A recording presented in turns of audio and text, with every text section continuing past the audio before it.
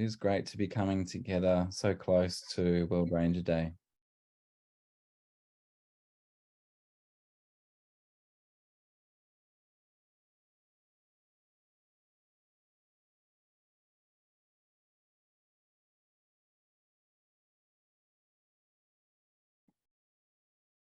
Okay, let's begin. Hello, everyone. It's great to be welcoming you to the 6th Ranger Roundtable webinar. And so on behalf of the International Ranger Federation, the Thin Green Line Foundation, and the Universal Ranger Support Alliance, all of the 3 convening partners for the Ranger Roundtable, it's an absolute pleasure to welcome you here. My name's Matt Sykes. I work with each of the organisations to coordinate the different activities, the focus sessions, as well as some of the webinars, and we'll be helping to facilitate the conversation today. So good morning and good afternoon and good evening and almost good morning again for some of us joining, especially Aubrey in Aotearoa. So thank you very much for staying up for us. But I guess just before we get going, I'll deal with just a little bit of housekeeping just so that we can then sit back and relax.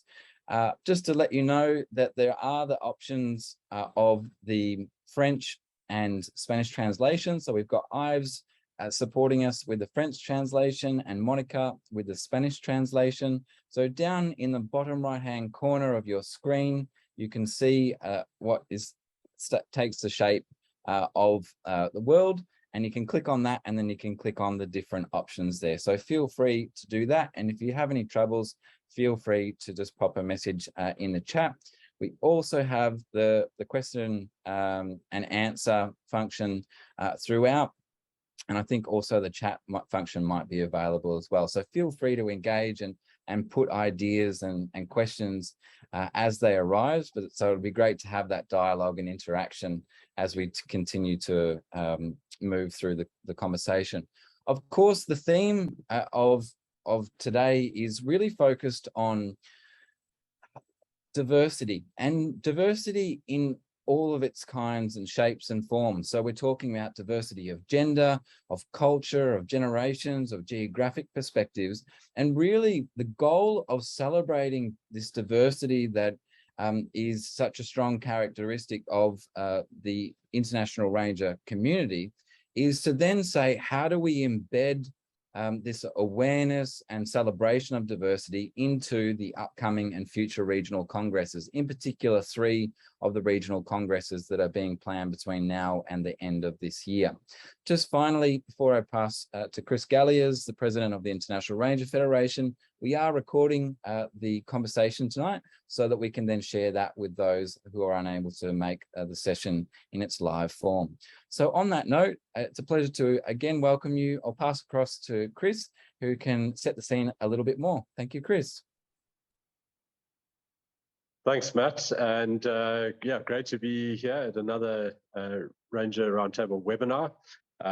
It's really good. And as you said, so soon after World Ranger Day, I just would like to wish everyone past in terms of World Ranger Day. I hope you had a great day celebrating the work of rangers. And as Matt sort of mentioned in terms of diversity, so celebrating the diversity of the work that rangers do, but also in terms of the diversity of the rangers that make up. So this is a great opportunity to really explore the theme that we had set as for World Ranger Day, which was diversity. And it's not just, so we don't want to just make it a once-off thing that we just celebrated it. We want to see how do we translate this into actions, because it really is critical to the work of rangers. What I said in terms of the likening the theme is that rangers deal with diversity all the time, and actually are really thrive. You know, our systems, our ecological systems, thrive on diversity, and that's what rangers are trying to protect: is biodiversity and diverse ecological systems. And the reason we want to protect them is because they function so well because of the diversity. And I think that's where, in terms of where we're heading with the world today, with so many challenges is that it's going to take a multitude of responses and skill sets. And that's why we're calling on, really bringing the diversity of ranges to the table to tackle these challenges as well. So as Matt mentioned, we've got a number of IRF regional ranger events taking place this year. And so we are going to explore how do we take this into those discussions that we have that opportunity there. And then how do we build on this going forward as well? So on that note, I'd again like to just say thank you to the panelists, and thank you to Matt for facilitating, and welcome to everyone. We're really looking forward to this discussion.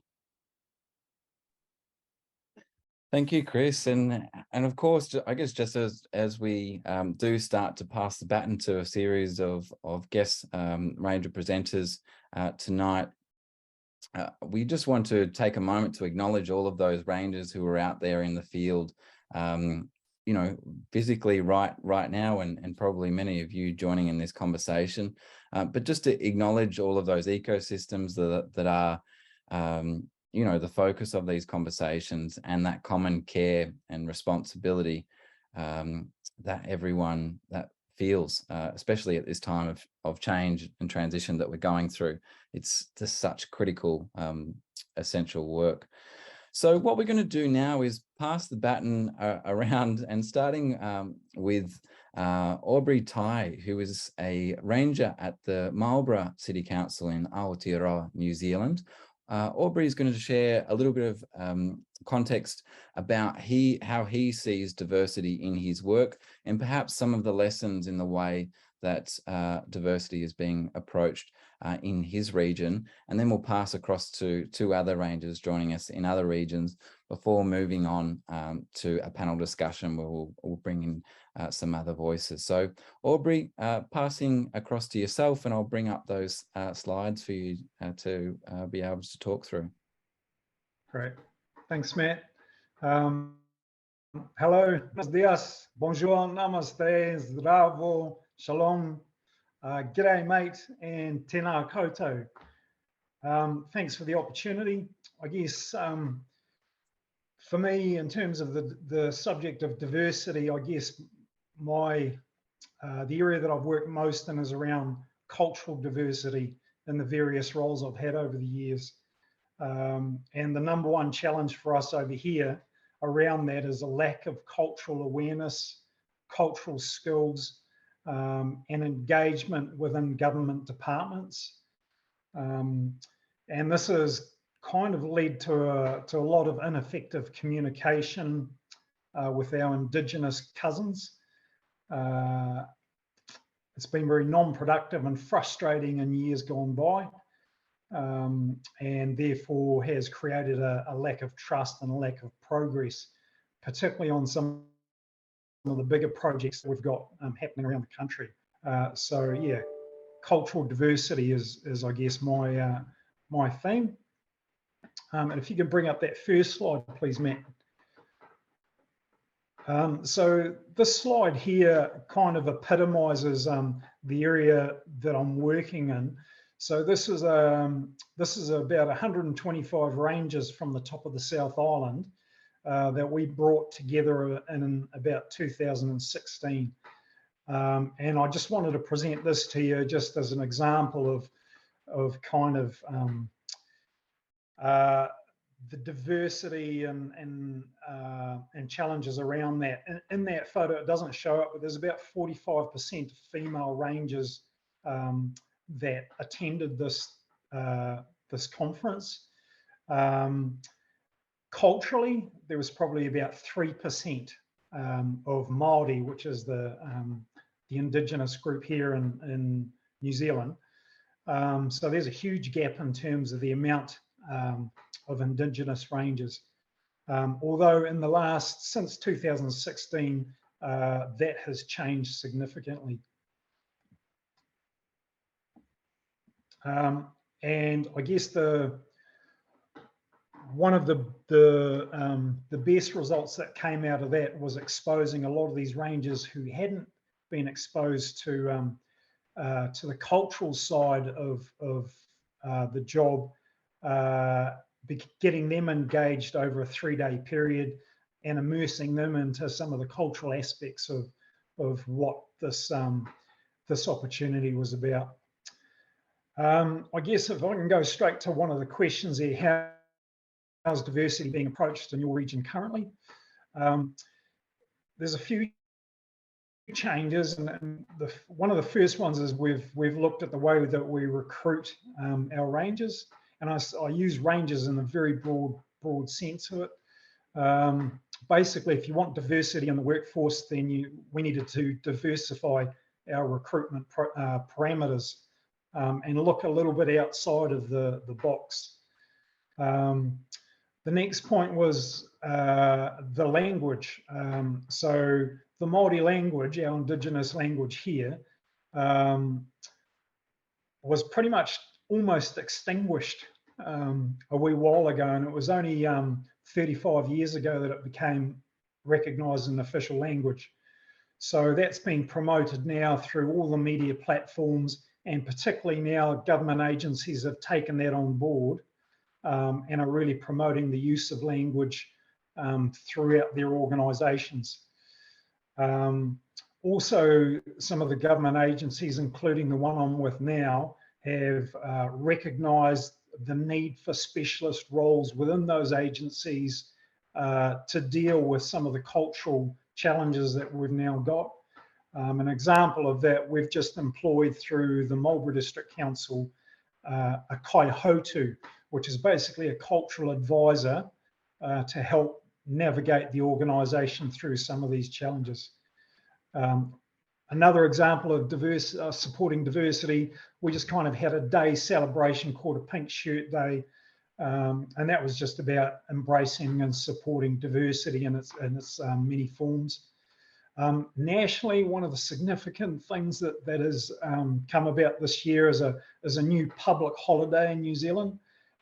It's called Matariki, which is all around the stars and the seasons and celebrating Māori New Year. So we celebrated that national holiday for the first time recently. So that was a big shift around the country.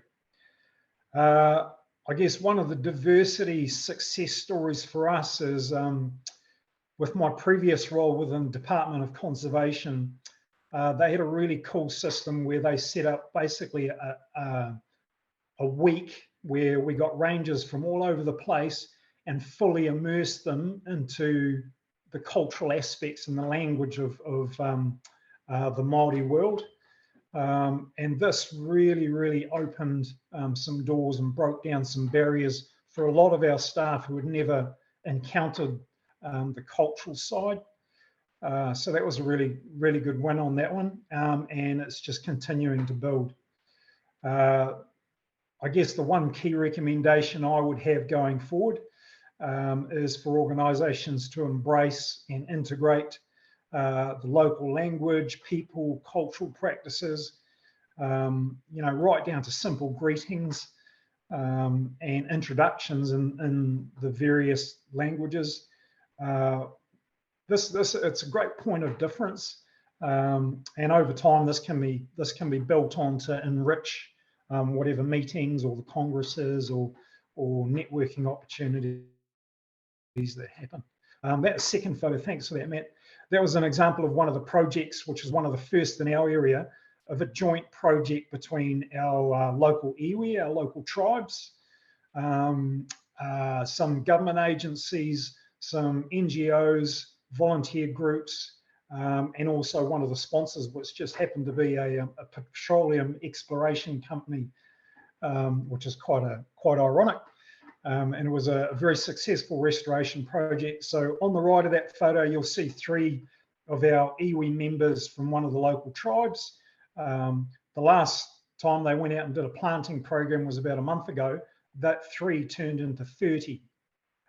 So I guess that's why I wanted to use that photo there. That pretty much wraps up what I was going to say, Matt. So happy to answer any questions.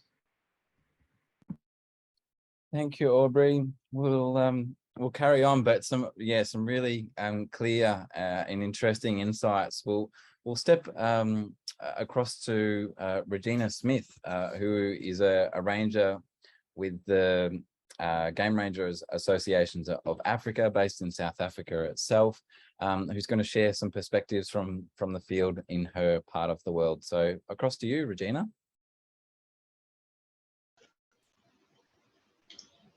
Thank you so much. I'm not sure, Matt, if maybe you will have my slide from your side, or should I do that? If you'd like to try sharing it again, feel free. Okay, I will try. If you see something, please tell me. It worked just a moment ago, so I'm sure you'll there. Can you open it from your side, please? Yeah, sure. Feel free to make a start and I'll bring those up. Okay.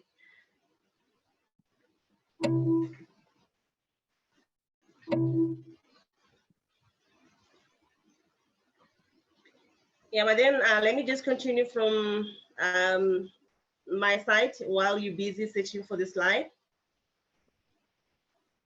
Okay, thank you. All right, you can pass that one. Yes, good day, everybody. From my side, yes, it's a good day. As Matt has explained, my name is Regina Smith. I am in here as the corporal as a ranger corporal. But then for me, with this diversity, before I can even go to the success stories and stuff, I looked at the diversity because we actually can define it in many ways. And then for my side, I just chose these two to say it's a difference amongst groups of people and individuals based on ethnicity, race, and socio-economic status and so forth. And the second one is like having a multitude of people from different backgrounds and culture together in the same environment for the same goal. That's what I believe in. I mean, as a ranger community, number two works wonders for me because from my side, the institution itself, even though we're having 15 parks under one roof, but the ranger community is actually being formed by different people, different cultures, your race, your age and stuff. So for us, it's something that we've been living with. This diversity thing, it's just that maybe the way that we're defining it for us now, it comes into place to say, we've actually been embracing certain things that we are not aware that we're embracing. And one thing that will then put a stamp on it to say, okay, South Africa, the 24th of September every year is the Heritage Day, whereby now every culture is being embraced. I'm a Sotho, but I'll be choosing to wear a Venda outfit or I'll be choosing to wear a Zulu outfit. It doesn't simply say that I have to choose my culture. So that's how I believe that we've been embracing certain things. And then on the next slide, Matt. So then I came up with these 4 types of diversity to saying, the internal one, no one can take that away from you. These are situations that a person is born with. We're talking now about the race, the age, the national origin. Those are things that you first need to embrace. So as other people can then be proud of who you are. You can then be proud of the culture that you're so proud of. But if myself, I'm sitting here and I'm like, I'm not proud of who I am, I don't think that other people will also be interested in learning more about the things that I do in my culture. So hence I'm saying the internal one, we all have to understand that that's something that's in you. You were born with it. You can't change it. I'm not sure if you have magic powers, but you can change it. So you have to then start to embracing that first.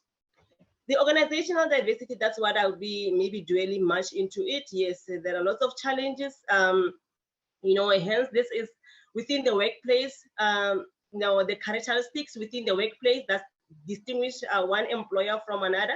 And I think that's where now the challenges will come. But I think those are things that can also be fixed. But having me here, especially when I'm looking at the job function, we're talking about the place of work, the employment status. the pay type, union affiliation, with rangers from different sides, and certain things, others have privilege of having things, some don't have privilege of having things. But like I've explained in the beginning to say, you know, the mission is one, the goal is one. So how do I then embrace the other rangers that are from a different country? The things that they're doing, I must take that also and say, you guys are doing a great job. I must be able to be telling them my challenges as much as they will be telling me my challenges, because I'll be sitting here thinking that we're having challenges. No, we are not being treated, you know, equally and so forth. But the minute that you listen to the challenges that other people go through, you will, you know, you will keep your mouth shut. You will say sorry for whatever is it that you've been saying, because now you will realize that you are actually complaining for nothing. And at times you'll be then complaining for serious things, and you get another ranger telling you that, you know, man, we had the same situation, but this is how we dealt with, you know, work related wise. So with me, I'll say, I took a moment in this ranger network, you know, through the Game Ranger Association of Africa. I took a moment to then explore, you know, embracing by exploring, you know, having to talk to other rangers from other countries, understanding what is it that they're doing. I'm sitting here in the organization with whatever number of rangers that we're having in the organization. We're only 2 female corporals. And I'm like, why is this happening? Is it because it's us as women? Don't they feel that we can do this? But then I turn it around and said, maybe we don't give ourselves enough credit for, you know, the leadership to can see that we can do it. Maybe we just want, you know, we're demanding, but we're not showing, right? So I then said, okay, it's fine. The external diversity and the worldview diversity, those are the things that one can then do to actually empower himself or herself. So those ones still, it's not too late. If maybe you did not understand the culture of certain people, you have that choice to go and learn about it. It's not late to actually be doing that. And having to talk about the success stories, especially I prefer to make examples with me in this organization, because I believe, you know, there were sometimes hard times in everything. Maybe go to the last one before that one. Yeah, that one. So that is not a thing. You don't worry, you go back. So hence I'm saying, if I were to talk about the that other one, the one that embraces, yes. Then if there was like, yes, that one is fine. That one thing that we can maybe you know, give to the organizers, maybe taking up to their Congress, their coming Congress. You know, my advice would then be to encourage rangers to discover new places to network. You will never get anything from the things that you're doing if you don't seek help from others, or if you don't want clarity from other people. You know, management itself, they need to recruit. You know, when they recruit, they need to improve their strategy. We're sitting here and then we're having different cultures, age and stuff, but we're sitting here, and this one, I'll be like strictly, you know, talking on behalf of women and saying the way that some recruitment are being done, especially in conservation, it's more like, you know, the presentation itself, the advert itself, it's male dominant. Like even the language itself, you can just listen to say, there was never a plan for women to be here. So the language that they're using to include women as well is very important. And then stop and listen. This is for everybody, for you to understand me or for me to understand you, and so as we can embrace this diversity. I need to stop and listen to whatever is it that you're going through, or whatever is it that you like, so as I can then be able to step in your shoes. So the most important thing again is to focus on the strength everybody brings to the table. Forget the culture, forget the age, forget the race and the gender. Everybody, whatever input that everybody comes with, just work on it. And then stand up for discrimination. This is now for every ranger out there. Stand up for discrimination. It can be direct, indirect, harassment, victimization. Stand up for it. You know, the next slide.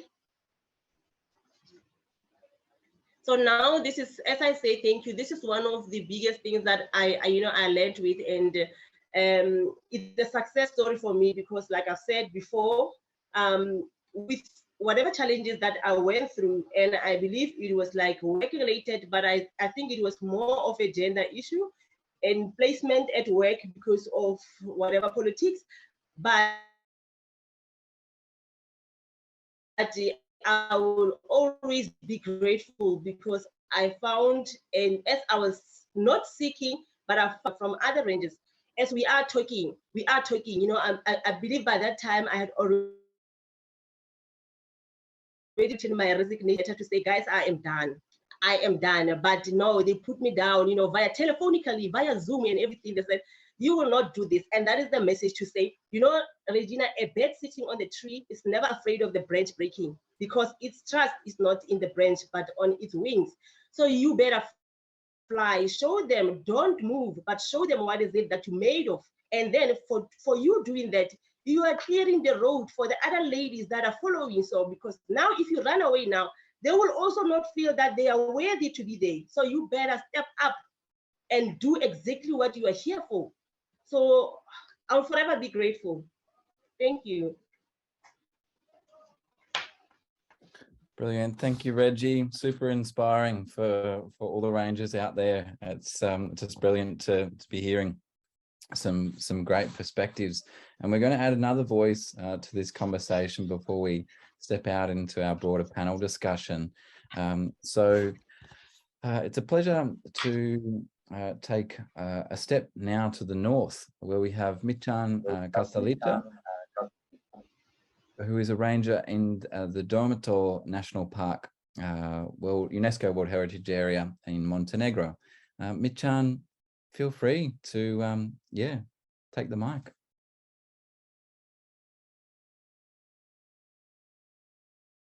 Do you hear me? Okay, thank you. Hello, everybody. I'm Michan. I'm from National Park Durmitor. It's one of the national parks in Montenegro, a small country on the Balkan Peninsula. The topic of this meeting, well, I can't say much in my national park, except the fact that there are no female rangers in the National Park Durmitor. And I think in all of Montenegro, there might be one or two, but not because they are prevented in any way to become rangers. It's simply this kind of job is not very appealing to the ladies.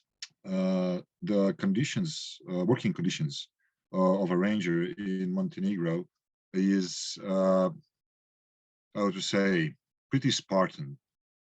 So we have very little technical conditions to do our jobs, and not a very good support from the authorities. Therefore, we all often work in the severe elements, in serious elements. In my national park, it's very high altitude. It's several meters of snow every winter.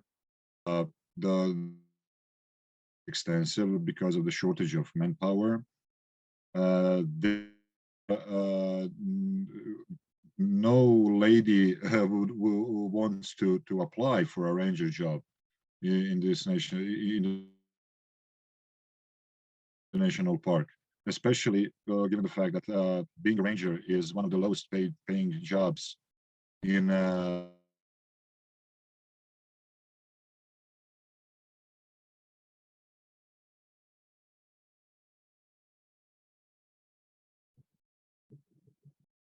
Michan, are you there? really love their work. Do you hear me? We lost you for a moment, but you're back. Ah, good. So in respect of diversity, I'm afraid the most prominent nation is of the gender. Although that the girls would be beneficial for this kind of a job as much as for obvious reasons, obvious to us, because we know what's it like to do that job. And unfortunately, there's still no anything inviting for most of the people, both men and women, to do our job. In respect of cultural diversity, well, there is practice in Montenegro to employ rangers straight from the surrounding habitats, from the towns and villages that are bordering national parks. So pretty unfavorable position for a ranger in Montenegro, especially when we will do our job in order to, well, as a priority to protect the biodiversity of the national park. We have very little understanding and support from the governmental institutions. You might find this amusing, but pretty much every hunter in Montenegro is pretty much every poacher. And every poacher is much better connected with the higher authorities in the country than the rangers. So being a ranger of any national park in Montenegro is pretty frustrating profession for a person. We do what we can by employing our personal authority in the local community, and we use our influence, our personal influence, to stay in good contact with the people that live in the national park and in the border of the national park, so they would ring a bell if any poacher would show up. Now, in that respect, I would think that in my national park, Durmitor anyway, the cultural differences, the cultural diversity is well limited by the people that are employed and that ones that live in the area. Being Montenegro, the cultural differences are basically on how to say, on a religious basis. But most people see each other as, well, neighbors and relatives, and that difference doesn't come up. But it does, it can pose a problem when you're in direct contact with the tourists. And we have quite a lot of tourists in our national parks. So much that we are barely managing to control the situation, because tourists are making fires where they want, where they are camping wherever they want, and regulations are still not as effective as they should be to put that aside. Can you hear me? Good. So the fact that we are not trained properly to deal with different cultures of different tourists can pose a problem for at the moment as well as in the future, especially with the fact that a decent knowledge of English language as one is not mandatory condition for one to be accepted as a ranger in the national park in Montenegro. And all of the rangers in Montenegro are lacking a proper training to do their job. So the thing about being ranger in the national parks in Montenegro is priority, because you have to really love the nature around you, and you really care about protecting this area from being devastated by buildings and roads and whatnot. And then comes all other aspects, because if you want to do this job because of a good pay or good working conditions, then you won't be doing it for long. So it's the love for the nature and for that fortune, for that treasure, is what keeps us on the terrain and working our jobs. Quite often improvising, improvising how to do the job without the support of the central headquarters in the capital. That's the situation at our end. So I'm not really helpful. I'm not very good with this presentation. This was pretty much my first presentation in this kind of meeting. I hope it's helpful. Thank you, Michan. Absolutely, it's very helpful, and I think that you just having the opportunity to speak at this for the first time is a brilliant thing, and I know that there's other voices that will be sharing today that are having the first time to be sharing in this kind of forum. So that in itself is a significant milestone. I just want to quickly recap on a couple of the themes that have come through in these first round of presentations, and there are many of them, but just a couple of things that really jump out. When we were listening to Aubrey talking about the connection with language and Maori language being one of the things that is helping to unlock collaboration and create broader understanding and work on the ground. Reggie, one of the things that really resonated was obviously the way that you broke down the different kinds of diversity and yourself as an incredible role model for all rangers, but also for female rangers that are coming through, and then to go to Michan's region where they don't have currently any female rangers, and so the opportunity for sharing knowledge between your regions in different respects, it's one of those things that we're trying to spotlight and to further unpack in these styles of conversation. But I think your point there, Michana, around the training, particularly around working with other users of protected areas across different cultures and languages is also a really important one. So we've set the scene, and of course there's lots more themes to continue to dive into. So we've heard from 3 rangers. Now what we also want to hear from is some of the regional leaders that are that are continuing to work on plans for these upcoming regional congresses, as well as some other regional voices as well. So as we take that bridge across, Jolene, I'm going to pass to you first. I know that you're involved with organising this upcoming Congress in the Oceania region, and acknowledging your role as the Oceania representative of the IRF. Really curious to hear, as you're listening in and hearing some of the themes unpack, is there one that's kind of stood out to you that's front of mind in the way that you're approaching this Congress that's upcoming?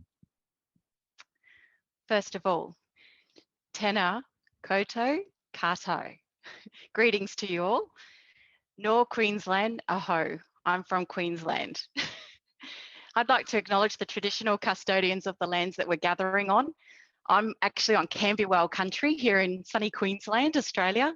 And I'd just like to pay respect to the First Nations as the traditional owners and the ongoing custodians of the land that we meet on, and all over the world here. This is just an example of me as a non-Indigenous person showing that I want to embrace the 2 cultures that I'm connected with. I was born in New Zealand and I now live in Australia and have done for most of my life. There are people like me itching to embrace that culture. We need that education. We basically need to be reprogrammed, I guess, because, unfortunately what Aubrey said, especially in New Zealand and Australia, because that's what I'm most familiar with, is we have lost a lot of our culture. And thankfully things are changing. It's very slow. There's changes making place within our governments and the way that our society is, which is great, because as I said, there's people like myself that are just ready to embrace it. I loved Reggie's presentation, because as a female ranger, the statistics are like, I'm in a pretty fortunate country, but I'm still 1 in 20. I think Indigenous rangers is probably 1 in every 40. You know, so it's pretty poor. We need that diversity within our work environments, because you need all those different views and opinions and ways of looking at things. And it is sad that we haven't quite got there. So moving on, I'm sorry if I tend to rant here, it's because it is a subject that I do like to talk about. Something that came out to me was, you know, a lot of people kind of do wait for it to come to them, you know, but I actually believe that it needs to come from yourself. Everybody needs to make change. It needs to take lead, make change in your life, and in any small way that is, whether it is, you know, trying to have a go at the language that is not familiar with you and probably getting it wrong. Sorry, Aubrey. But, you know, it will come as we practice more, obviously. I think that change can happen within your own homes, you know, like having your little daughter and calling them princess. Is that a way that we should be bringing up our children these days? You know, let's go camping.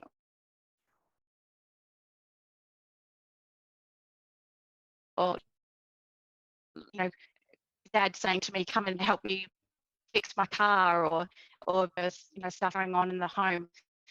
So that there isn't this, you know, kind of gender roles that have, you know, sort of been traditional roles. You know, let's change that. And so then hopefully, you know, it is ingrained in people that, you know, if you've got a love of nature, then it is something that you could do.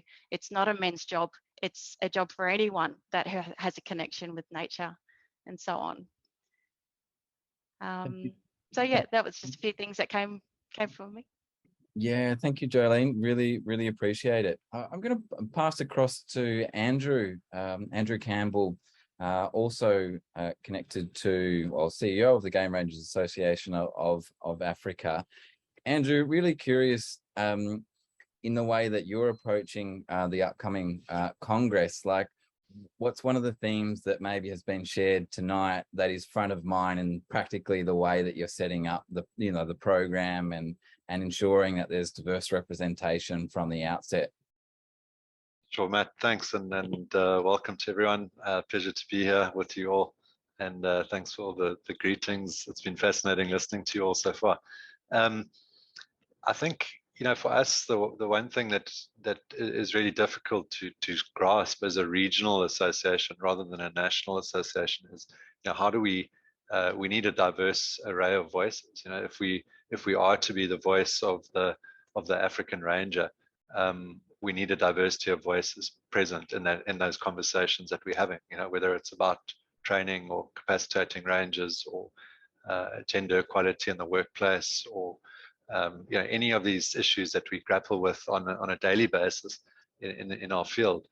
And you know, what's been positive, I think, in the last few years is forums like this, where we can start you know, getting more diverse voices, because, you know, I think historically what we've seen is those with resources are able to get their voices heard at congresses, at meetings, you know, in terms of having the resources, whether it's personal resources or resources from their organization to get to these forums.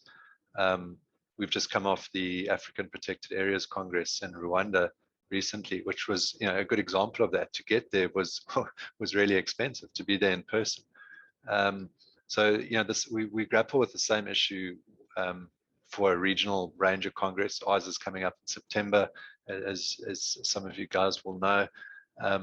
And to get the, you know, the funding and diverse array of voices there, it requires you know, resources from us and from our donors and supporters, and that's difficult, you know, to ensure that. I think things like Zoom and that you know, have made it easier in some way to at least be able to reach out into some areas and make sure we hear the voices of the rangers there. We see a massive disconnect in Africa, and I'd be interested to hear what the other regions say, but is between the rangers' voices and policy makers and politicians and people talking about conservation. We need to hear the people on the ground. You know, they're the ones that are carrying out the work. They're the ones, you know, we always talk about the front line of conservation and the forefront of conservation efforts as where rangers work, but yet we don't hear those voices. You know, we look at the IUCN World Conservation Congress in Marseille last year, where there were, you know, less than 10. If you looked at the profiles of people that attended, out of a couple of thousand people, there were probably less than 20 rangers there, what we would consider rangers. And for me, that's something that as an industry, we really need to work hard to make sure rangers are attending these things. Yeah. And that their voices are heard. You know, the voices get lost between the ground and someone who might be running the organization. And I think that's where, as ranger associations, we can play a really important role, is making sure that the rangers' voices are heard. But we need resources to do that. At our Congress, you know, we're talking about all sorts of things in our program around what the URSA action plan is. You know, one of those is gender equality in the workplace. How do we grapple with that? I think we need some honest conversations around that. You know? But we need rangers to talk about that. You know, we don't want things forced on the profession from outside. We want the female rangers' voices heard. We want to hear what they have to say. People like Reggie in our organization, you know, she must lead those conversations for us, rather than outside, you know, people outside the ranger workforce talking about these issues. Our female rangers have dealt with these issues every day of their careers. You know? Let's hear from them. And I think, you know, the report that came out had some, you know, fascinating research that came out from the different female rangers, and we need to listen. It was something Reggie mentioned, and I think we, yeah, at these ranger congresses, we need to listen. We need to listen to the rangers' voices. Yeah, and then, you know, I think it's, what's positive for me is that the conversation around diversity has evolved from just talking about gender inequality to, you know, all these other diversity issues that we have and that we need to address in our sector. As Aubrey mentioned, you know, the cultural diversity in Africa, we have, you know, huge differences in language. I mean, in South Africa, where Reggie and I are based, we have 11 official languages, not counting probably over 30 different languages that we speak in South Africa. And you think, you know, as we spread out from one country, that just multiplies. So even in Africa, you know, we've got Portuguese, French, and English as the sort of three big widely spoken languages, and we find it difficult to you know, to even bridge those gaps, and those are just three languages. So how do we, you know, how do we deal with this language barrier? You know, things like translating, you know, things like the code of conduct that the RF has come up with. It's so important that we provide people with access to be able to read and listen to these conversations in their own languages. It's a huge undertaking, but it's something that we need to look at. So in our Congress, you know, for example, having a French translator becomes very important for us. We need to engage more with the Francophone African countries, and we can't do that with a language barrier between us. So that's just a practical example of what we're trying to secure for our Congress, is someone that can help us with the language issue, and then make sure we address that.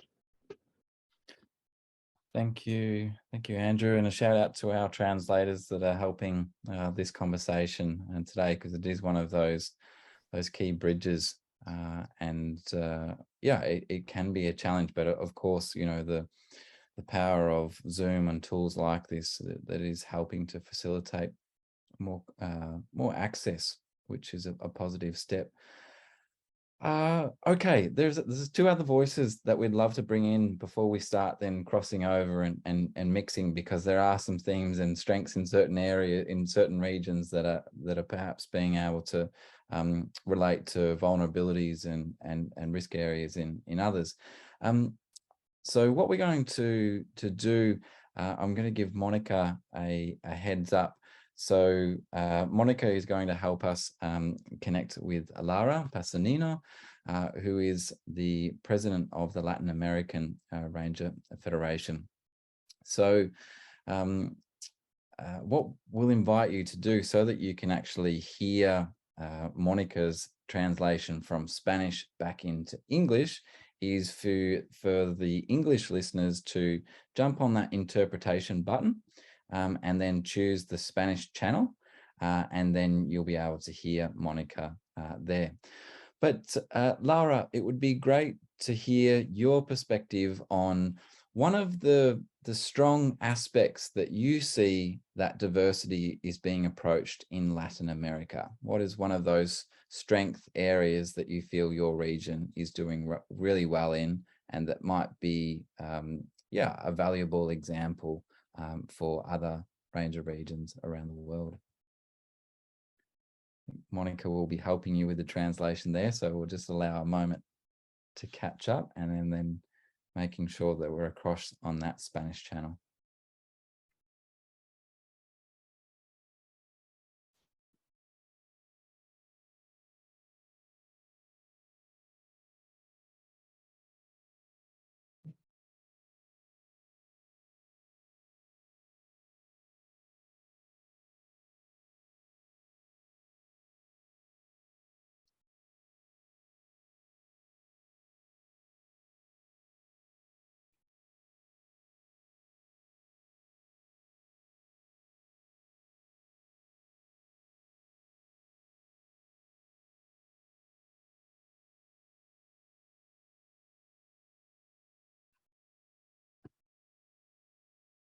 Hola, yeah.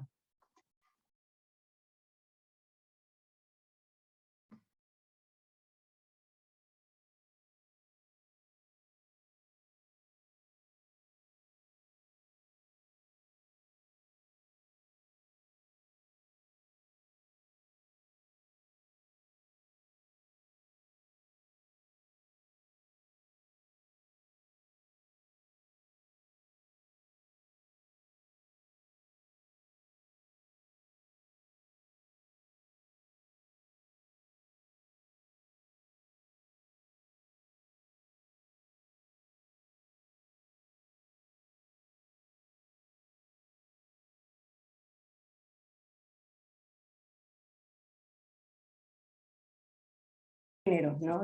Ahí. ¿Se escucha, Mónica? Apenas, sí. Vuelves a empezar. ¿Vuelvo a empezar? Bueno, voy de nuevo entonces. Muy buenos días para todos y para todas. Soy Laura Pastorino, presidenta interina de la Federación Latinoamericana de Guardaparques e integrante de la comisión directiva de la Asociación Uruguaya de Guardaparques. Desde nuestra región entendemos la diversidad como sinónimo de guardaparques, un poco todo lo que se venía expresando, lo que sucede en nuestra profesión, y ser guardaparques implica eso: diversidad de culturas, diversidad de etnias, diversidad de generaciones, de edades, de género, de roles, ¿no? de las tareas que realizamos en nuestra profesión, de ecosistemas. Un poco lo que hablaban en cuanto a los idiomas, si bien el mayor idioma de Latinoamérica es el español, hasta la forma de hablar el español, las palabras en el propio español tienen distintos significados, y eso es muy gracioso y muy enriquecedor cuando tenemos encuentros regionales, y hasta la forma de nombrar la profesión también es diversa. Entonces no podemos separar guardaparques de diversidad. Y en nuestros encuentros, en nuestros congresos, la única diversidad, entendemos que la única diversidad que debemos de visibilizar es la negativa, la que no es favorable, y un poco mencionaba Regina en cuanto a lo organizacional, y lo mencionaba también Andrew, en cuanto a las relaciones y las formas, las condiciones laborales. Desde la región entendemos que esa es la diversidad que debemos abordar para que no siga siendo diversa, la que refiere a la diversidad de condiciones laborales, de inequidad en derechos, de contratos laborales precarios, la precarización laboral, y las condiciones de seguridad y salud laboral. Esa diversidad es la que no debe existir, esas inequidades que aumentan aún más para las mujeres en esta profesión, y que así lo han demostrado los resultados del Encuentro Latinoamericano de Mujeres Guardaparques que realizamos el año pasado. Todas estas inequidades aumentan, referido a las mujeres, y ese debería ser el tema convocante en nuestros congresos, y lo ha sido en el último Encuentro Latinoamericano de Guardaparques. Entendemos que la solidaridad y la empatía es algo que son valores a destacar dentro de la profesión, y estos deben de prevalecer entre países que no tienen esta problemática, ¿no? La problemática de inequidades y falta de derechos laborales tan grandes. Y que se debería contribuir entre los países que sí la tienen para ayudar a visibilizar este problema y darle mayor valor a la profesión, y que la profesión sea verdaderamente reconocida, ¿no? El colega de Montenegro decía que es la profesión menos paga en su país, y en general todas estas problemáticas que se pagan por la vida de muchos guardaparques, y así son los datos del año pasado. Es el mayor número de guardaparques muertos en actividad, y que esta problemática impacta mayoritariamente al sur de nuestro planeta, ¿no? Gracias. Laura, te voy a parar ahí para que pueda traducir y seguimos. ¿Sí? Gracias. ¿Sí? Sorry, can you hear me there? Yeah, okay, so this is a different kind of translation, but I'll just say what she said and then go back, yeah? Okay, she just was introducing herself. She's Laura Pastorino. She's the acting president of the Latin America Ranger Federation. She's part of the Uruguay Association of Rangers. In the region, the diversity is not different, is what represents rangers, really. So it's like the symbol of diversity is a symbol of rangers. Different ethnic groups, cultures, gender, roles, ecosystems, even languages. Even she says that the way of speaking Spanish, even all the regions speak Spanish, well, it really differs how we do it. So it's sometimes we even take it with a bit, even say, a sense of humor. Even the ways of naming the profession. Ranger is very broad, as someone said, so there are very different titles for being a ranger. And it cannot be separated, diversity from rangers. She also mentioned that the negative side of diversity is the one that divides, and she just goes back to Regina and Andrew's point that in the region, that diversity of inequality in the working conditions and in the health conditions of rangers is what is there and shouldn't be. Those inequalities is what we should work on to stop, and that should be really well, the effort should be allocated.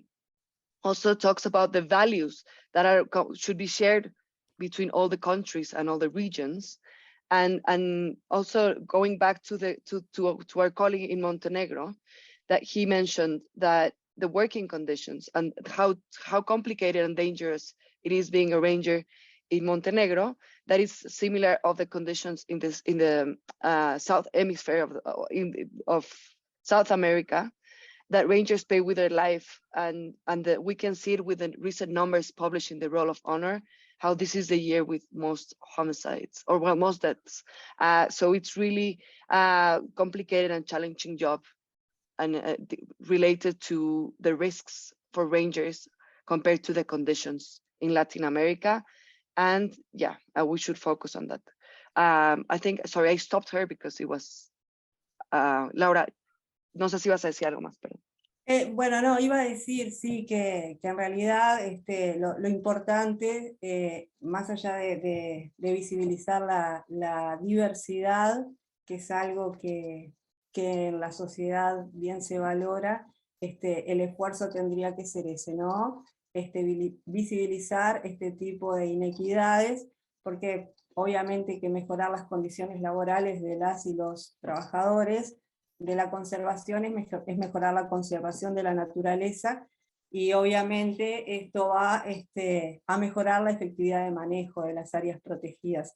Y después me gustaría compartir la experiencia del proceso en Latinoamérica en cómo organizar en cómo venimos organizando los encuentros, los congresos, que obviamente la dificultad también la planteaba Andrew, para nosotros es la dificultad económica de concretarlos, pero sí hemos implementado una metodología que no sé si la puedo compartir ahora o en la siguiente intervención, si es que hay otra intervención, si no lo digo ahora.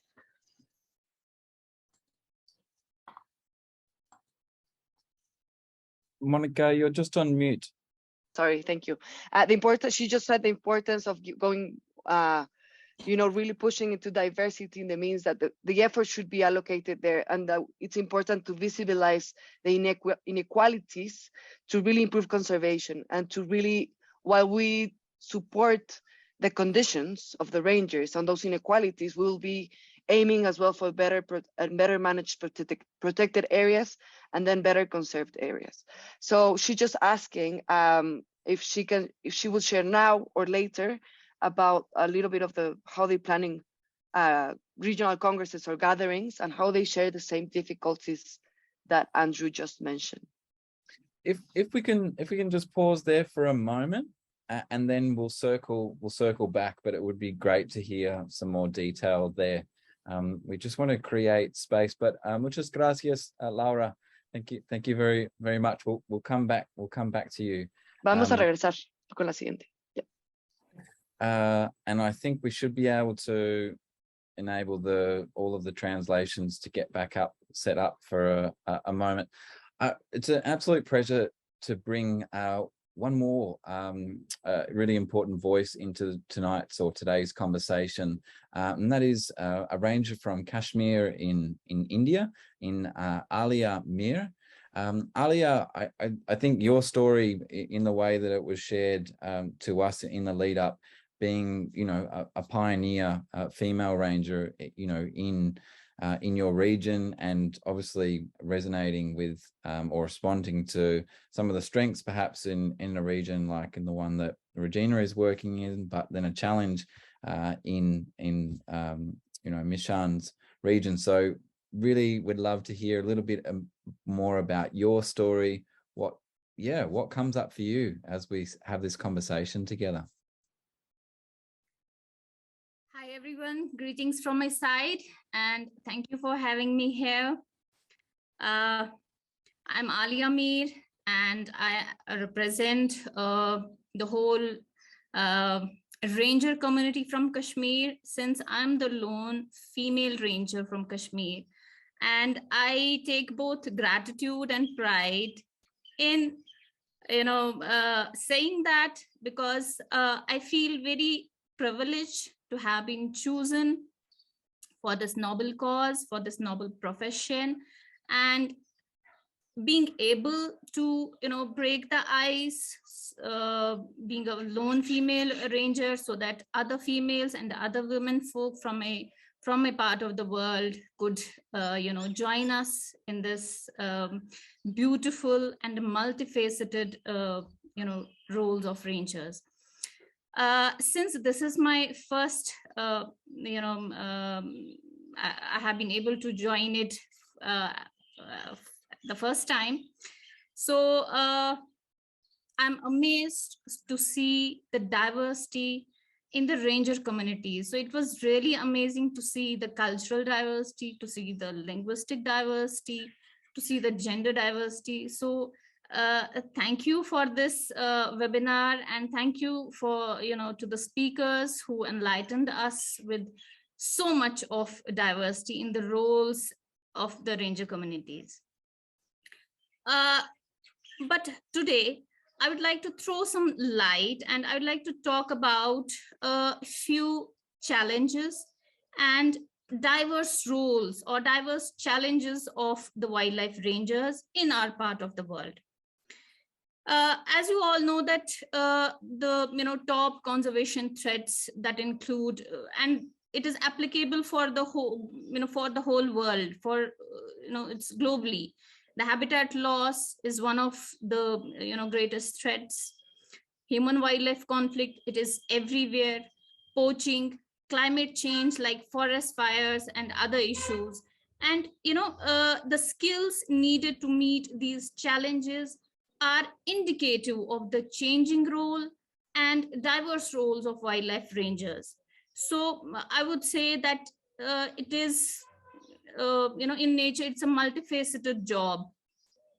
And rangers, they have to demonstrate their wider role as conservationists, as teachers, awareing and educating the masses about the preventions, about the various roles of wildlife, about the ecosystem, and other various other issues and various other important things which all masses need to know, so that these threats, they could be bring down.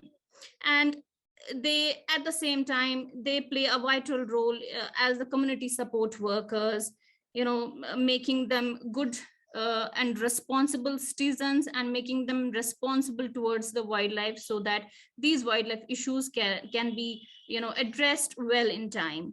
They are the leaders who lead a good role in anti-poaching drives, in handling the human wildlife conflicts. So in short, we can say that their role is not just to their immediate communities, but to global UN sustainable development goals.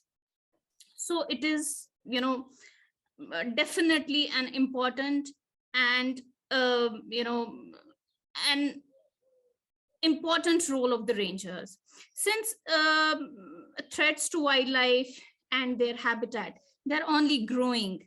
They're not decreasing, they're only growing, they're increasing in numbers. And so is the responsibilities on the shoulders of the ranger communities. Today, wildlife rangers, they face mounting pressures. I'm one among them. So I'm talking my heart. I'm saying, because these are my feelings. So I'm putting my feelings in front of you all. We are facing so much of pressures, and we always try to deliver in a better way under all such circumstances. But for the ranger community to work efficiently and effectively and responsibly, they need to be supported, they need to be valued. Their work efficiency, that will automatically increase if we value them and if we appreciate them. And ultimately, the management of the protected areas, that will become more effective. It's very much true. So if we want to if we want the rangers to deliver their role to the best of their capabilities, we surely have to and need to give them their right to welfare. And there are various means through which we can show this respect. Like, we can provide them, or we can pay them a good salary. At least they should be able to lead a respectable life. They should be given the proper resources, they should be given the proper skills to handle any kind of circumstances. They should be given enough knowledge to deliver well in the field. They should be given the proper and protective safety gears. And lastly, they should be given some security in form of a life insurance, so that many rangers die during their duties, during delivering their duties. So what about their families after their death? We have to take care of that. Ours is not a developed nation, so we don't expect much, but we have a wish that after giving all our sweat and blood, we should be able to give shelter to our families and good food and education to our children. That's the only wish. And if these basic needs of the ranger communities in my part of the world, in our part of the world, is satisfied, I assure you that this community is going to deliver to their best, and definitely that is going to change the scenario in this part of the world. Thank you. Thank you very much, Alia, for just being so open and honest in what you've shared. I saw a lot of nodding heads as you were sharing. So thank you so much. And that hardship and the selfless nature of Ranger's work, as both yourself and Lara recognized, and this time of year when the role of honor is shared. I guess it is important just we allow ourselves that moment to pause and to acknowledge those rangers that have passed in the last 12 months, but also in previous years, and in particular, as you hinted at, to acknowledge the families as well, because it does have those ripple effects right through the community. Just as you were speaking, one of the things, and I'm just noticing that there's a question that's been shared in the chat, but this theme coming around resilience and diversity, and of course there's so much time spent looking at the biology and the ecosystems that are being worked through. So I'm just going to put it to anyone that's within our speaker or panelist group: if there is a lesson that you see in the ecosystems or the biology that you're working with that you feel is a source of inspiration in the way that diversity can be handled and greater resilience can be created, particularly in the way that these upcoming congresses are being managed, then feel free to ponder that for the next few moments. But Tim Schneider from the Thin Green Line Foundation has just dropped in a question in the chat, so we might go there first. The question is, has anyone carried out pre-conference preparations to help build the confidence of minority groups to enable individuals to attend these large gatherings? And if so, have you tried, and what sort of things have best supported people to engage? I'm just going to open this one up to the floor. If there's someone that has engaged in building that confidence of these of minority groups, it would be great to hear from you. So feel free to jump in. I'd love to add something here. This is our very first Oceania Ranger Forum. We've had meetings of this kind in Australia, but we've never had one at this larger scale, where we're asking a lot of our island friends to come across from the Solomons, Papua New Guinea, Fiji, Samoa. So what we've done right from the start to encourage some of those minority groups to be involved is actually be involved in the organisation of this forum. So we have asked them to be, we've asked different people to be on our organising committee, to come up with ideas for what we can do for the 3 days. We've asked for presenters from all throughout our region to contribute. We had a wonderful meeting yesterday with some key players from New Zealand, where we're going to be hearing about some iwi sort of initiatives, which is tribe initiatives and treaty work that's going on in New Zealand. So yeah, and I guess with our theme of inclusive conservation, that's exactly what we want.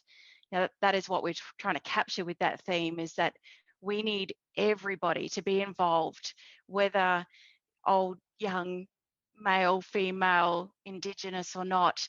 We need all those different visions, experience, expertise, just to come together so that we can face some of the challenges that we do in our roles, but also to achieve some really socially, productive and environmentally kind of sustainable outcomes. So that's what we've been trying to do, Tim, is just try to involve everyone right from the beginning, right through to when we deliver the forum. I do want to encourage minority groups to have get-togethers. I'd love it if the females can have a get-together at some stage, and same with the Indigenous rangers if they'd like to kind of marry up and have a chat and talk about the challenges that they face. Because I just feel with those sort of groups, if you need to be with like-minded people, and sometimes being in those minority groups together can empower and kind of and inspire you to kind of then have a bit of a voice. When you're a minority group sitting in a majority group, sometimes you can get a little bit lost. So I guess that's why we wanted to, yeah, sort of have that ability to let people have more of a voice and a say. I guess the big take home message, it's about respect, you know. Sorry, Matt. Yep. Thank you, Jolene. Yeah, great example. Yeah, really love that. Just going to circle back to Lara. I think she might have a response to that particular question, but also mindful that there might be a couple of ideas in the way that some of the congresses are being planned in her region. So passing it back to you, Lara. Gracias. Oh, I think we just need to set up. I think Lucy, if you're able just to help with the setup on sharing again, hopefully we'll be able to get that. Yeah, that should be right now. Terrific. Okay, Lara. Oh, sorry to interrupt again. That's not working, is it, for you, Monica? We're good now. I think we're good now. Gracias, Lara. Mónica. Sí, ahí te escucho. Perfecto. Bueno, un poco lo que venían compartiendo, nos gustaría compartir la experiencia del colectivo latinoamericano en cuanto a la organización y precisamente un poco de la mano de lo que expresaba Andrew respecto a las limitaciones económicas de llegar y a su vez lo que planteaba Jolene de participar desde el inicio, o tener la mayor participación desde el inicio. Perdón. En Latinoamérica encontramos la estrategia en 2018 de generar un encuentro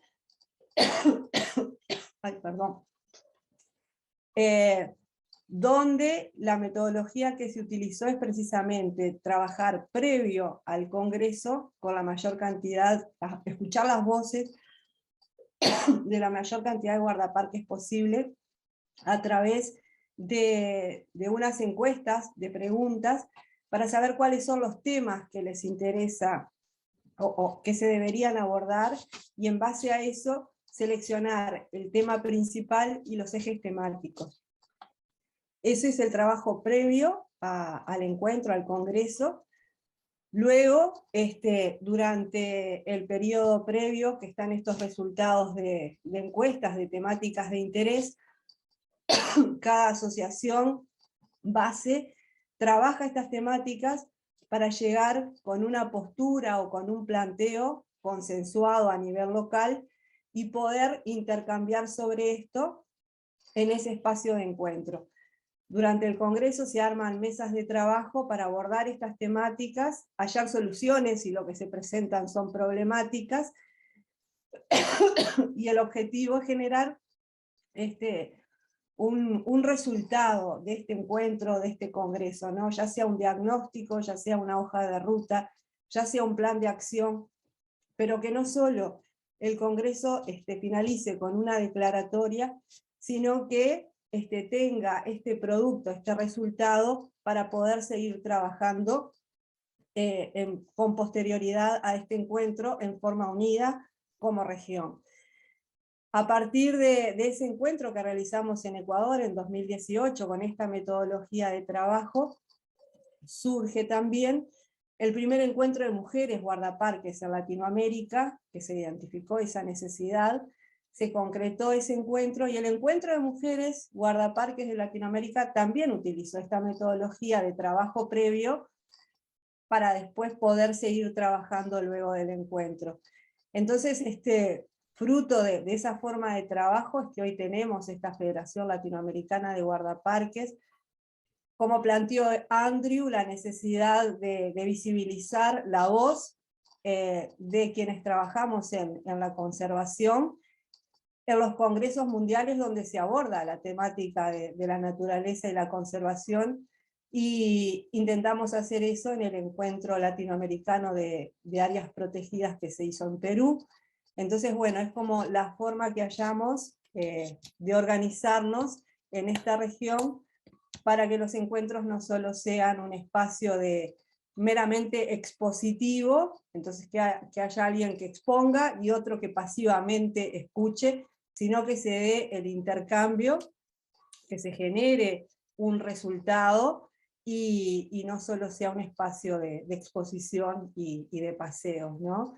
Y en este intercambio que se da, también se habla de las experiencias de cada país, cada organización de regiones, de aprendizajes o de errores cometidos compartiendo estas experiencias para poder ser como un ejemplo o una metodología a tomar de quienes están también participando en el Congreso, que sea un espacio de intercambio y de transformación.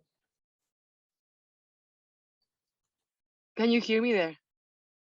Okay, so Laura says she would like to share about the experience of the collective of rangers in Latin America, and following a bit of what Andrew was saying on the terms of the resources needed, the challenges on the resources needed for this, and Jolene, and how they involved the minority groups from the beginning. In Latin America, what they have found as a strategy was back in 2018 that they did a Latin America Ranger, they don't call it Congress, but gathering. And the methodology they used was previous to the Congress, like months previous to the Congress, they tried to do service, they did service to disseminate to as much rangers as possible in all the region, to get as many rangers responses as possible, in which they tried to find out what were those themes or priority topics that should be addressed, that they consider to be addressed in the encounter or in the Congress later on. So they really put a lot of effort in reaching to those voices previous to the Congress by service. So, and then once the topics were identified or prioritized based on what rangers thought should be considered, rangers were asked in their associations to work previously on those issues before the Congress. So they worked previously on each of those specific issues that you can see in the declaration they did. And then, so when they got to the Congress, they already had work previously done, and they really did like working groups or roundtables to address those challenges more in depth. And then after that, after the Congress, it's important to have more than a declaration, but maybe it could be an action plan or a roadmap or something that compromises everyone to keep working on what was mentioned or came out as an outcome from the Congress. In this case, it was a diagnosis of the most relevant issues they have as a region. And it's important to keep working on that. And that's really how the Latin American Ranger Federation came to appear after that declaration. And now she also commented that after that, the first female Ranger Congress in Latin America was held last year at the end and followed the same methodology. So lots of a survey done before, 500 Rangers participated and then selected the themes that should be covered, that were important for the Rangers to cover in the Congress. And she also mentioned then that it's very important to make visible the voices of Rangers, of what Andrew was saying, really use the Congresses as a places, and also big Congresses that are non-Rangers like IUCN or like a big scale Congresses. It's important to make sure that the voices of the Rangers get to those places.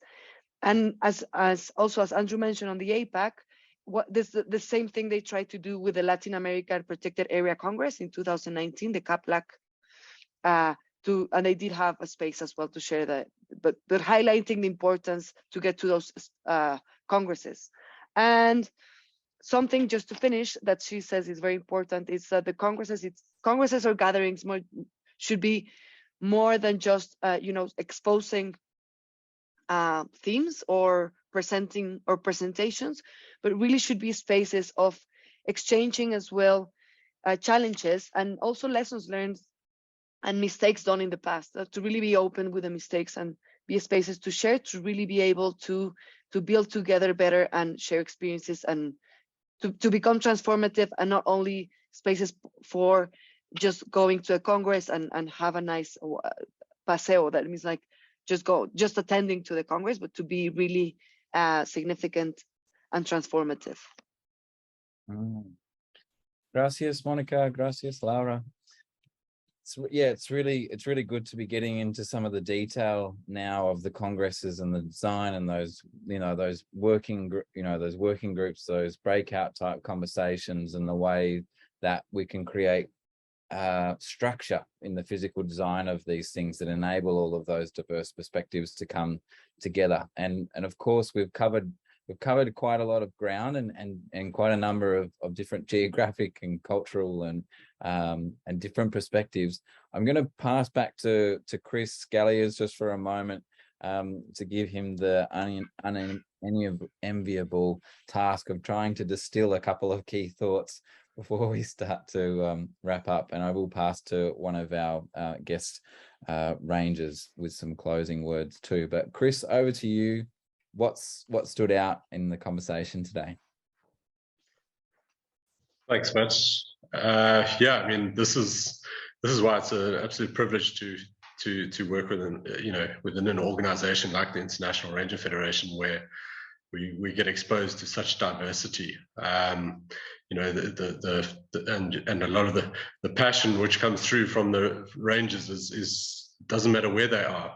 Rangers are generally quite passionate people, and that comes through, and it's really is inspiring. Yeah, I mean, I'm not even going to start in terms of the topics of diversity that have come out, because we really have, as you said, covered a broad spectrum of diversity, and I think it's really important. And I think, it was great to hear, from the congresses past, the lessons learned, from Laura, for example, their congress that they had, and how they tackled some of these issues. And then going forward into the ones that are upcoming, the processes leading up to them have been great. And Jolene saying creating that space, and Andrew also talking about, the challenges of just getting to them as well. And then it's about, running them. I know certainly for Africa, for example, it's the point that Tim's raising around language is a big challenge. Any one of us going to a country where that language, our home language, is not spoken is always a challenge, and particularly one where you might be presenting and so on, and you want those presentations, you want that message to be heard. So we really need to work hard, and I know we try hard, but we've got to do even better at creating these spaces so that we do get every ranger's voice, no matter where they are or what the barriers. We've got to break these barriers down. So yeah, I think for me, I think that it really is positive. We have some nice takeouts here. Really looking forward to hopefully some of the contributions from the others to the regional groups can be taken forward as well. And yeah, this has been a really interesting discussion, and I really thank those that have participated. I've learned a lot. Great to get Montenegro on the map and hear the situation of rangers there. We just don't hear those often enough. So really great, and thank you so much for putting it together. Brilliant. Thank you, Chris. And I'll just echo that. Thank you, Aubrey, Regina, Michan, Jolene, Andrew, Laura, Alia, for being part of the conversation today, and all of the participants that have also joined from different parts of the planet. Thank you also to Ives and to Monica in supporting with the translation, which is critical, acknowledging that there have been some additional questions and thoughts added in the chat as well. So thank you for that engagement. Aubrey, I just wanted to pass to you and that idea of learning from nature and biomimicry. Was there one thing that maybe comes up from where you work that might be a valuable lesson for how some of these congresses are approached moving forward? Yeah, appreciate being put on the spot, Matt. Thanks for that. I guess, yeah, when you posed that question, I thought it straight away about cetaceans, you know, whales, dolphins, and some of the work I've been involved in terms of their social structures and some of the qualities that are bound in those social structures, which is quite evident what everybody here is trying to achieve. So yeah, that's a really good model forward. And I guess incorporating that and something that struck me earlier that Andrew said, and that comes up all the time with us, particularly with some of my old ranger staff, is actually things being driven from the ground up. The rangers' voices being heard, right to, you know, organising congresses, to making change, to affecting change, to ideas about diversity. The whole broad range is, I totally agree with what Andrew said about rangers' voices need to be heard. Mm. And I think it's a brilliant way to close. And, you know, for the conveners of the Ranger Roundtable, the IRF, the Think Green Lion Foundation, and URSA as well, to continue to help to create spaces for, of course, rangers to come together in these webinars, but also the focus sessions, and then of course in these you know, these bigger events, COP coming up with the biodiversity focus in the next couple of months. So these are things that are front of mind. But yeah, I love that idea of learning from the cetaceans and to see what that might, how that might inform the design of congresses. So let's see. That's a challenge. Maybe you can help lead on that one, Aubrey. But thank you again, everyone. It's been a pleasure to support the conversation, and yeah, we look forward to just carrying on these conversations in our regions, carrying some of the key messages, and of course we will distribute this recording so that others who are able to join today are able to tune in. So thank you, and keep well, and yeah, look forward to seeing you again soon. Thanks, Matt. Thanks, everyone. Thank you, everyone. Yeah, good. Thanks, Matt. Good luck on Saturday, Chris. Thank you, everyone. We'll be watching, Aubrey. Bye. Looking Good night, forward everyone. to hear from you. See you all. Thank See ya. you. Cheers, everyone. Nice to meet you. Bye. Thanks, Mishan. Thank you.